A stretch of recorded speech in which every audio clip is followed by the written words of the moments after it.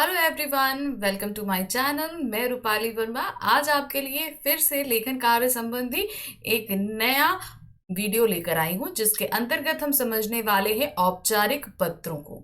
जैसा कि मैंने अपने लास्ट वीडियो में आपको प्रॉमिस किया था कि नेक्स्ट वीडियो आपके लिए औपचारिक पत्र का ही रहेगा। तो लेखन कार्य जो है वो हमारे पास में काफी लगभग 20 मार्क्स के आसपास आता है। 18 to 20 मार्क्स के लमसम रहता है। तो इसमें बहुत ज़्यादा प्रॉब्लम रहती है आपको स्कोर करने में। तो आपको मैं बता दूं कि ये जो लेखन कार्य रहता है, इसमें आपका जितने भी मार्क्स का कोई भी क्वेश्चन आ रहा है उसका 50% या समझ लीजिए 40% जो है मार्क्स जो रहते हैं वो रहते हैं आपके फॉर्मेट के, कि आपको कोई भी चीज़ का फॉर्मेट पता है या नहीं है, आप किस तरीके से कर रहे हैं। खास तौर से पत्र में ये चीज़ आपको बहुत ध्यान रखनी पड़ेगी। अक्सर ये क्वेश्चन होता है, मैम इसके बाद लाइन लीव करनी है कि नहीं करनी है, कि यहाँ पर हमें क्या मेंशन करना है, डेट कहाँ मेंशन करनी है, विषय कौन से लेटर पे रहेगा, हम पहले क्या लिखेंगे, परीक्षा भवन लिख सकते हैं नहीं लिख सकते हैं, नाम की जगह काका का मेंशन करना है। ये सारी चीज़ें मैं आज आपको क्लियर करने वाली। ठीक है, तो सबसे पहले जो आज मैं करूंगी वो है आपके पास औपचारिक पत्र कैसे लिखा जाता है ये समझाऊंगी। इसके अंतर्गत हम देखेंगे पत्र के संबोधन और अभिनिवेदन, कि पत्र लिखते समय हम सबसे पहले क्या संबोधन देते हैं और समाप्त करते समय हम कौन सा अभिनिवेदन करते हैं। ठीक है, औपचारिक पत्र का पूरा प्रारूप समझेंगे, यानी कि फॉर्मेट समझेंगे। उसके बाद हम आ जाते हैं विशेष पे। जो भी चीज़ें हम लिख रहे हैं उनके अंतर्गत हम क्या क्या चीज़ें कैसे कैसे मेंशन करेंगे, ये सारी चीज़ें हम विशेष के अंतर्गत देखेंगे। शुरू करें। आप देख रहे हैं यहाँ पर सबसे पहले आपको बताया जा रहा है औपचारिक पत्र होता क्या है। ठीक है, तो यहाँ है प्रधानाचार्य, पदाधिकारियों, व्यापारियों, ग्राहकों, पुस्तक विक्रेता, संपादक आदि को लिखे गए पत्र औपचारिक पत्र कहलाते हैं। बेसिकली आप ये समझ लो कि हम किसी भी संस्था को अगर पत्र लिख रहे हैं, जैसे स्कूल भी एक संस्था है, हम अगर संपादक को पत्र लिखते हैं तो न्यूज़पेपर एजेंसी को लिख रहे हैं, कहीं पर भी हम लिख रहे हैं तो वो कोई ना कोई संस्था, कोई ऑफिस वगैरह होगा, तो वो पत्र जो है औपचारिक पत्र के अंतर्गत आता है। हम्म? औपचारिक पत्र उन लोगों को लिखे जाते हैं जिनसे हमारा निजी या पारिवारिक संबंध नहीं होता है, यानी कि बेसिकली हमारा ब्लड रिलेशनशिप या हमारी जान पहचान नहीं होती है, वो सभी पत्र जो हैं औपचारिक पत्र की कैटेगरी के अंतर्गत आते हैं। औपचारिक पत्रों को निम्नलिखित वर्ग में विभाजित किया जा सकता है। अब कौन कौन से वर्ग होते हैं? सबसे पहले होते हैं आवेदन पत्र या प्रार्थना पत्र। ये मोस्टली स्कूल्स कॉलेजेस में जहां पर आप रहते हैं या आपके ऑफिसेज में जहां पर आप जॉब करोगे वहां पर आप लिखोगे, जैसे कि छुट्टी के लिए हम लिखेंगे या हम फीस माफ के लिए लिखेंगे, कुछ भी लिखेंगे, जो है हमसे कोई गलती हो गई है तो हम लिखेंगे, तो ये सभी किस में आएंगे? आवेदन पत्र या प्रार्थना पत्र के अंतर्गत। फिर आते हैं कार्यालय पत्र। किसी कार्यालय को किसी काम करवाने के लिए हम लिख रहे हैं तो वो कार्यालय पत्र आएंगे। संपादकीय पत्र जो हम किसी अखबार को लिखते हैं, जैसे दैनिक जागरण है, टाइम्स ऑफ इंडिया है, भास्कर है, हम किसी भी अगर किसी न्यूज़पेपर में हम कोई बात बोलना चाहते हैं, उनके संपादक को कहना चाहते हैं, या हम पूरे शहर की जनता से कोई बात करना चाहते हैं, तो संपादक के नाम पत्र लिखकर उस बात को हम बोल सकते हैं। फिर आते हैं शिकायती पत्र, जैसे कि हमें अगर कहीं शिकायत करनी है, कहीं अपराध बढ़ रहा है या कहीं पानी नहीं ठीक से आ रहा, गंदगी बहुत है, कूड़ा बहुत इकट्ठा है, तो ये सारे शिकायती पत्र आते हैं, ये किसी भी संस्था को लिखे जा सकते हैं। फिर आते हैं व्यवसायिक पत्र, जैसे कि हम कहीं से कोई चीज़ ऑनलाइन मंगाई, हमने नहीं आई तो हम उसे रिटर्न कर रहे हैं और उसकी जगह हम दूसरा सामान मंगा रहे हैं, तो व्यवसायिक पत्र उसके लिए हम लिखेंगे। जैसे और आप जैसे कहीं पर बुक्स मंगाते हो तो बुक सेलर को आप पत्र लिख रहे हो, बुक विक्रेता को लिख रहे हो, तो वो सभी आपके किसके अंतर्गत आएंगे? व्यवसायिक पत्रों के अंतर्गत आएंगे। तो ये करीबन कुछ वर्ग हैं जो हमारे आते हैं। चलिए अब आ जाते हैं पत्र पे। सबसे पहले औपचारिक पत्र के संबोधन तथा अभिनिवेदन समझते हैं। जब हम पत्र लिखते हैं तो हम उसके लिए हम स्टार्टिंग में क्या संबोधन दे सकते हैं? पत्र पाने वाले को, या फिर को क्या बोले, महोदय महोदया टाइप का।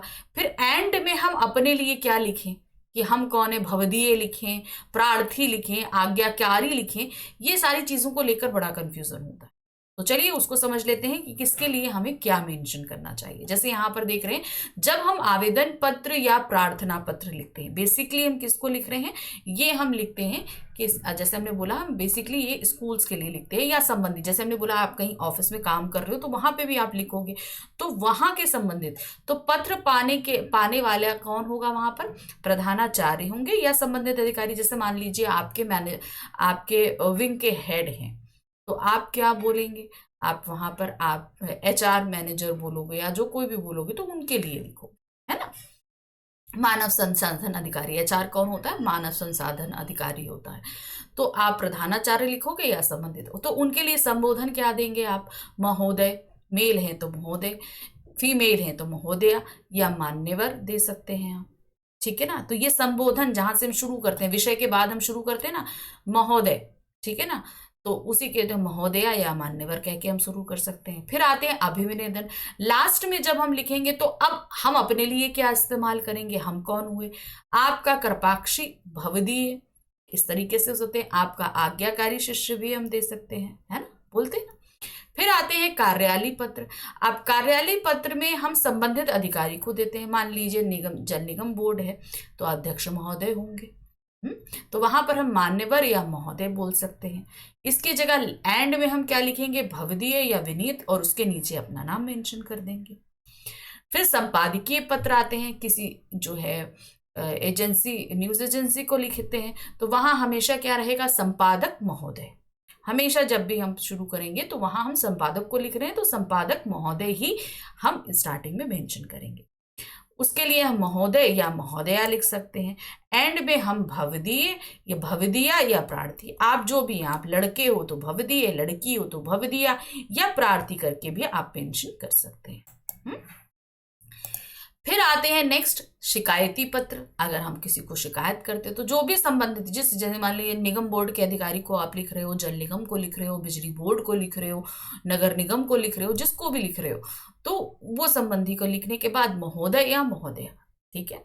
नीचे भवदीय, भवदिया या प्रार्थी, इस तरीके से आप अपने नाम से पहले लिखोगे।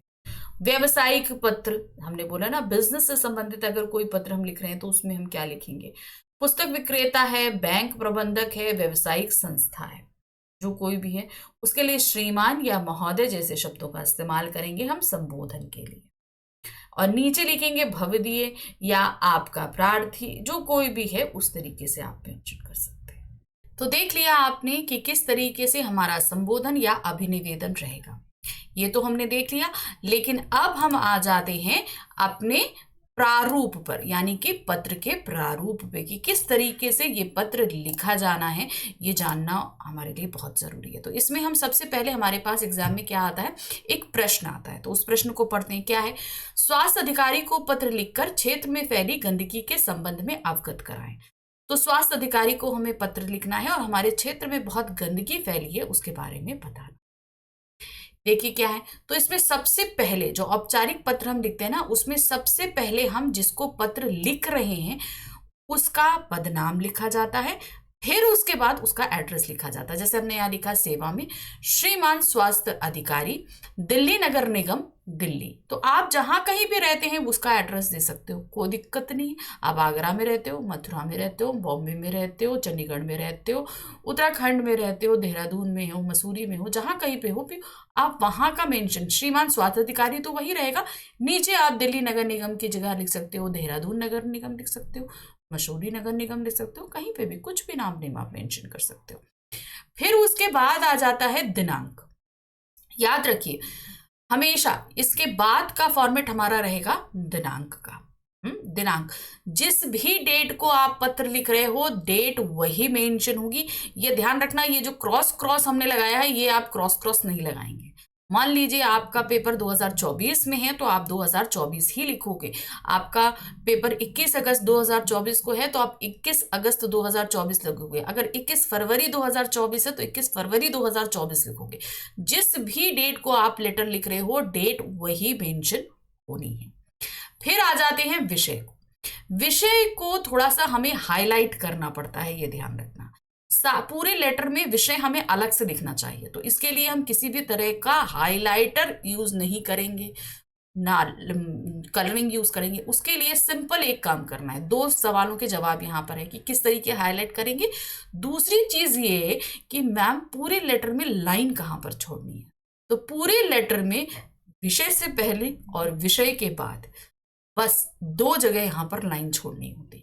इससे क्या होगा, विषय अपने आप आपका हाईलाइट हो जाएगा, आपको कुछ नहीं करना पड़ेगा, ना हाइलाइटर लगाना, जैसे आप सिंपल लिखते हो आप वैसे ही लिखोगे, कुछ नहीं करना है। सिंपल जो भी आपका सब्जेक्ट या विषय है उससे पहले और बाद में लाइन लीव कर देंगे, ठीक है।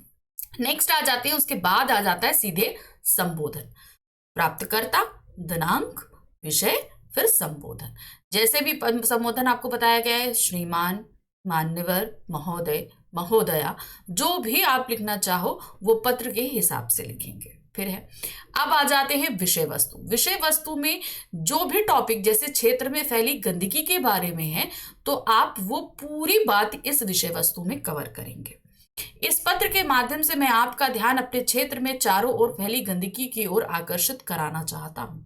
मैं आदर्श नगर का निवासी हूं, जो किसी समय सबसे अधिक साफ सुथरा क्षेत्र माना जाता था, किंतु आज इस क्षेत्र की दशा अत्यंत चिंताजनक है। ध्यान रखिए, अगर आप किसी ऐसी चीज, ऐसा लेटर लिख रहे हैं जहां पर आपको अपना एरिया मेंशन करना है, जैसे आप यहां पर लिख रहे हो आपके एरिया में लाइट अच्छे से नहीं आती, तो आपको बताना पड़ेगा कि आप कहाँ रहते हो, सरोजनी नगर रहते हो, संजीव नगर रहते हो, गांधी नगर रहते हो, आदर्श नगर रहते हो, कैलाश नगर रहते हो, कहाँ रहते हो, उस जगह का नाम मेंशन करोगे। आपको अपने घर का एड्रेस इस जगह मेंशन ही नहीं करना, आपको क्या करना है, आप अपने एरिया की बात कर रहे हो तो आपको एरिया मेंशन करना जरूरी है, जैसे यहां पर हुआ है।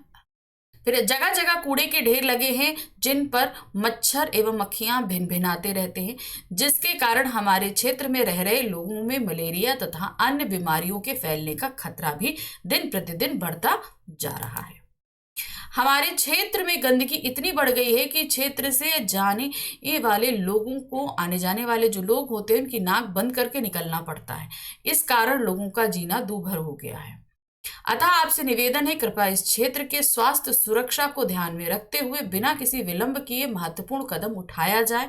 हम सभी क्षेत्रवासी आपके आभारी रहेंगे। देखिए, अगर आप किसी समस्या की तरफ उंगली उठा रहे हैं तो उसके निवारण के लिए एक छोटे से पैरे में आप रिक्वेस्ट करते हुए भी दिखेंगे, ठीक है ना। जैसे यहां हमने समस्या बताई कि आदर्श नगर में गंदगी है, तो ये जो छोटा सा पैरा हमने यहाँ मेंशन किया, इसमें हमने ये रिक्वेस्ट भी करी कि आप जल्द से जल्द इसकी तरफ ध्यान देंगे, हमें इसकी पूरी उम्मीद है। फिर उसके बाद धन्यवाद देंगे, जैसे अभिनिवेदन हमने बोला, धन्यवाद, भवदीय, ठीक है, भवदीय दे सकते हैं, प्रार्थी भी दे सकते हैं, क्योंकि आप यहाँ प्रार्थना कर रहे हैं तो प्रार्थी भी मेंशन कर सकते हैं। फिर प्रेषक का नाम, आप अगर किसी पदभार से लिख रहे हैं, जैसे आदर्श नगर एरिया के अध्यक्ष हैं, तो आप अपना पदभार भी लिख सकते हैं, अध्यक्ष। नीचे जैसे यहाँ आपने आलोक लिखा है, आलोक के नीचे आप ब्रैकेट में आदर्श नगर अध्यक्ष आप ये भी मेंशन कर सकते हैं। लेकिन आप सिर्फ एक रहवासी की हैसियत से लिख रहे हैं तो आपका कोई पद नहीं है, तो सिर्फ आप नाम लिख के उसे छोड़ देंगे। तो ये आपने पूरा प्रारूप समझ लिया किस तरीके से। अच्छा हाँ, एक चीज आपने ध्यान, आपको और मैं बता देती हूँ, ध्यान दीजिएगा, सब कुछ लेफ्ट हैंड साइड ही लिखा जाएगा। हमारे जो लेटर में उसमें सब कुछ आप देख रहे हो लेफ्ट हैंड साइड ही मेंशन है, ये देखिए लेफ्ट हैंड साइड मेंशन है। इवन आप एक चीज और ध्यान दीजिएगा, पैराग्राफ अगर यहाँ मिडल में एंड हो रहा है तो हम यहां से नहीं शुरू करके हम फिर से न्यू लाइन यहीं लेफ्ट हैंड से स्टार्ट कर रहे हैं, ये आपको ध्यान देना है। बहुत सारे लोग ये पैराग्राफ चेंज करते हैं, उसी के बाद वहीं नीचे से लिखना शुरू कर देते हैं, ये आपको नहीं करना है। आप फिर से न्यू लाइन लोगे, इसी तरीके से कोई भी चीज कहीं बीच से या राइट हैंड साइड से आप नहीं लिखोगे, सब कुछ आपका लेफ्ट हैंड साइड पर ही आना है, ठीक है। अब आ जाते हैं कुछ विशेष, जैसे जो हमने हेडिंग दी, प्राप्तकर्ता, दिनांक, विषय हो गया, फिर उसके बाद संबोधन, विषय वस्तु और अभिनिवेदन, फिर प्राप्तकर्ता प्रेषक, इन सभी के बारे में हम थोड़ी थोड़ी चीजें आपको बता दें कि इसके अंतर्गत लिखेंगे क्या आप। जैसे प्राप्तकर्ता है, जिसके लिए पत्र लिखा जा रहा है उसका पत्र पता पद के साथ निम्नलिखित क्रम में लिखते हैं। जैसे प्राप्तकर्ता का पद, जैसे हमने लिखा स्वास्थ्य अधिकारी, विभाग का नाम लिखा, फिर स्थान तथा राज्य का नाम लिखा। इसी फॉर्मेट में आप लिखेंगे जब भी हम किसी को पत्र लिख रहे हैं। फिर आ जाते हैं दिनांक। प्राप्तकर्ता के बाद जिस दिन पत्र लिखा जाता है उस दिन की दिनांक लिखते हैं, ये जरूरी है। आप जब भी एग्जाम में अगर लेटर लिखोगे तो वही डेट मेंशन करोगे जिस डेट को आप लेटर लिख रहे हैं। फिर आते हैं इसके अंतर्गत पत्र किसके संबंध में या संदर्भ में लिखा जा रहा है लिखते हैं। विषय में जो कोई भी संबंध में हम लिख रहे हैं उसे बहुत ही शॉर्ट में करके, मतलब कुछ शब्दों में हम उसे लिखकर बयां कर देते हैं कि इस विषय में ये पत्र लिखा जा रहा है। संबोधन में हम क्या लिखते हैं, देखिए इसके अंतर्गत पत्र प्राप्त करने वाले को संबोधित करते हैं। जो पत्र जिसको हम लिख रहे हैं, अब इतने बड़े अधिकारी को लिख रहे हैं तो महोदय, मान्यवर या श्रीमान करके ही हम संबोधित करेंगे, तो वो आता है। फिर विषय वस्तु, इसके अंतर्गत विषय से संबंधित मुख्य भाग का विस्तार होता है। यानी कि जैसे हमने बोला कि गंदगी के बारे में था, गंदगी फैली है हमारे क्षेत्र में, तो उसके बारे में हमने बताया कि गंदगी कैसे फैली हुई है, उसकी क्या कंडीशन बनी हुई है। उसी तरीके से जैसे लाइट नहीं आ रही है आपके यहाँ, बहुत आ जा रही है एरिया में, तो आप ये चीज़ मेंशन करोगे कि लाइट जो है वो नहीं आती है, गर्मियों में परेशानी होती है, पढ़ने वाले बच्चों को परेशानी होती है। ये सारी चीज़ें आप पूरे रूप से मेंशन कर देंगे। फिर आते हैं अभिनिवेदन। अभिनिवेदन में आप किस हैसियत से पत्र लिख रहे हो ये। इसके अंतर्गत धन्यवाद के साथ औपचारिक रूप से भवदीय, भवदीया, प्रार्थी या प्रार्थनी, विनीत आदि का प्रयोग किया जाता है। मतलब आप किस हैसियत से लिख रहे हो, आप भवदीय तो भवदीय, आप अगर लड़की हो तो भवदीया लिखोगे, प्रार्थी लिखोगे, प्रार्थिनी लिखोगे, इस तरीके से करेंगे। फिर प्रेषक का नाम आ जाता है, यानी कि आपका नाम। पत्र के अंत में जो पत्र लिख रहा है उसका पूरा नाम लिखा जाता है। तो जो भी लिख रहा है उसका पूरा नाम मेंशन होता है। तो देखिए हमने कितने अच्छा तरीके से और आसान तरीके से हमने कोशिश करी कि आपको पूरा पत्र समझाया जा सके, और आई थिंक हमने काफ़ी अच्छे से आपको समझा दिया है। आगे से आपको कोई दिक्कत नहीं होगी कि कहाँ हमें लाइन छोड़नी है, कहाँ डेट लिखनी है, किसके अंदर हमें क्या मेंशन करना है, सब कुछ मैंने बता दिया।